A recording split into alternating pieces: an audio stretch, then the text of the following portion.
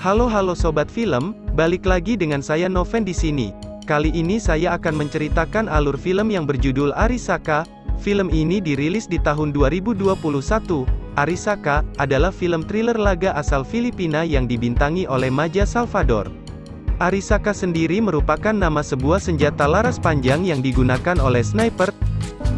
Cerita film ini terinspirasi oleh tragedi kelambatan Dechmark di tahun 1942, di mana pada saat itu puluhan ribu tahanan perang asal Filipina dan Amerika Serikat dipaksa oleh tentara Jepang untuk berjalan kaki sejauh lebih dari 100 km. Ribuan orang tahanan tewas selama perjalanan. Kisah film dimulai dengan kehadiran sosok polisi cantik bernama Mariano. Ia merupakan salah satu di antara beberapa orang polisi yang ditugaskan untuk mengawal wakil wali kota Morales yang hendak mempublikasikan daftar nama pejabat yang terlibat jaringan narkoba. Dalam perjalanan tersebut, iring-iringan 3 mobil melintasi jalur Batan Dechmark.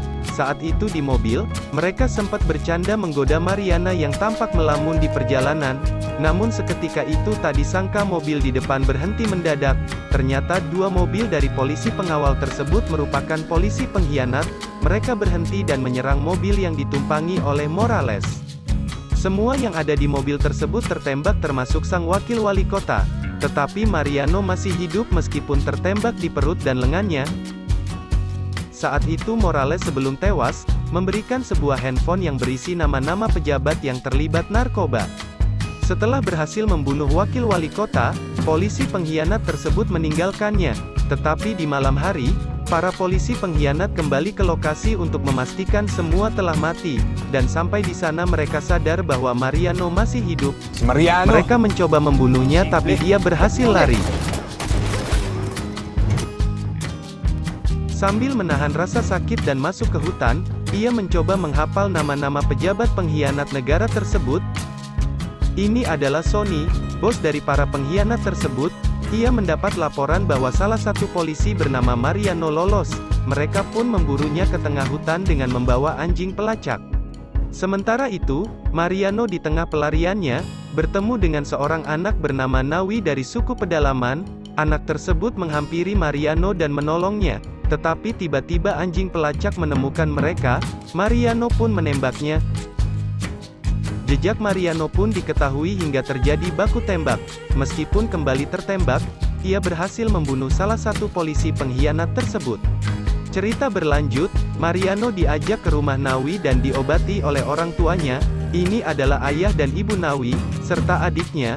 Mereka merupakan keluarga dari suku Aeta. Suku ini merupakan suku asli Filipina yang saat ini terbuang. Pagi itu, Mariano sudah tampak pulih dari rasa sakit. Ia mengucapkan terima kasih dan memberikan uang.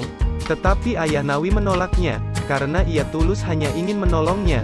Sesaat kemudian Mariano pamit dan diantar oleh Nawi sebagai penunjuk jalan keluar dari hutan tersebut. Sementara itu, Sonny dan 3 anak buahnya masih terus memburu Mariano. Hingga sampai di rumah Nawi, Sonny melihat ada bekas baju Mariano yang berlumur darah, dan tanpa rasa kasihan ia mengancam serta membunuh orang tua serta adik Nawi. Dari kejauhan Mariano dan Nawi tiba-tiba melihat asap. Mereka lari menuju sumber asap. Nawi dan Mariano sangat kaget karena ternyata Sonny juga membakar rumah Nawi. Nawi sangat sedih dan terpukul. Setelah memakamkan kedua orang tua dan saudaranya, Mariano berjanji akan membalaskan dendam untuk Nawi. Tapi Mariano merasa amunisi peluru di pistolnya sudah habis. Kemudian Nawi mengajaknya ke sebuah gua. Gua tersebut dulunya merupakan tempat persembunyian tentara Filipina pada saat kejadian tragedi kelambatan Dechmark. Di sana mereka melihat tengkorak sisa jasad tentara yang tewas. Mariano pun mengambil senjata laras panjang dan amunisinya. Di adegan lain, Sonny dan 3 anak buahnya sedang beristirahat di pinggir sungai. Saat itu, Sonny tetap bersikukuh akan mencari Mariano sampai ketemu dan memastikannya tewas agar tidak ada saksi peristiwa pembunuhan wakil wali kota tersebut. Dan tiba-tiba sebuah peluru melesat menembus kepala salah satu anak buahnya. Merasa kaget, mereka berlarian, tetapi saat itu juga, kembali sebuah peluru menewaskan salah satu anak buah Sonny yang akan mengambil senjata. Sonny bingung dari mana asal tembakan tersebut. Ternyata Mariano lah yang melakukan tembakan itu. Sony dan sisa satu anak buahnya lari mencari tempat yang aman. Lagi-lagi, tembakan jitu dari senapan Arisaka tersebut menembus kepala anak buahnya. Menyisakan Sony sendirian, Mariano mengejarnya. Ia menembak Sony tetapi hanya terkena lengannya. Sony sangat marah dan menikam Mariano dengan pisau di perutnya hingga terjatuh dan perkelahian pun terjadi. Di saat Mariano hampir mati dicekik Sony, tiba-tiba Niuwa muncul dan menikam leher Sony. Niuwa terlihat sangat ketakutan setelah menikam Sony karena ia tak pernah diajarkan kekerasan oleh orang tuanya. Akhirnya mereka berhasil membunuh Sony dan anak-anak buahnya. Selanjutnya dengan kondisi masih terluka, Mariano berjalan menuju keluar hutan di antar Niuwa. Di akhir cerita, alih-alih mengantarkan, setelah sampai di jalan, Niuwa menghilang dan kembali ke hutan.